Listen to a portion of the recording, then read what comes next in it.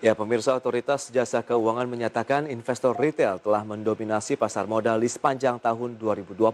Bahkan jumlah investor berusia kurang dari 30 tahun atau kaum millennials ini tercatat menjadi yang terbanyak sebagai investor retail.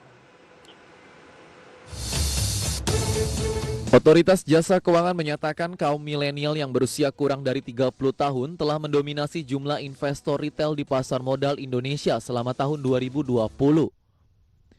Jumlah investor retail milenial ini tercatat sebesar 54,8% dari total investor. Jumlah terbanyak kedua pada golongan investor retail merupakan mereka yang berusia 31 hingga 40 tahun. Kemudian di posisi ketiga diisi investor retail berusia 41 hingga 50 tahun dan 51 hingga 60 tahun.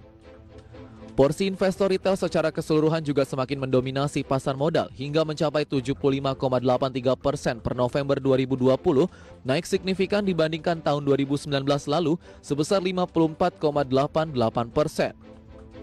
Transaksi investor sebesar 73% dari tahun sebelumnya, dengan transaksi investor retail yang meningkat 4 kali lipat, yang merupakan tertinggi di ASEAN.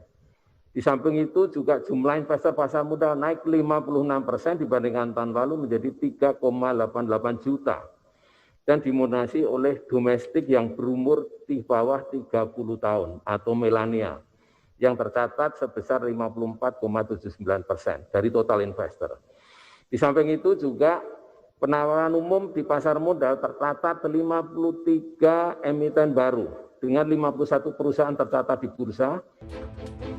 Adapun jumlah investor pasar modal di tahun 2020 mencapai 3,88 juta orang, 56,45% dibandingkan tahun 2019 yang hanya berjumlah 2,48 juta orang.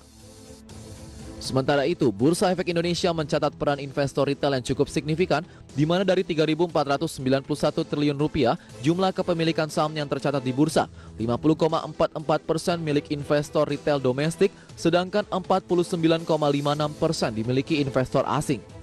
Dari berbagai sumber, IDX Channel.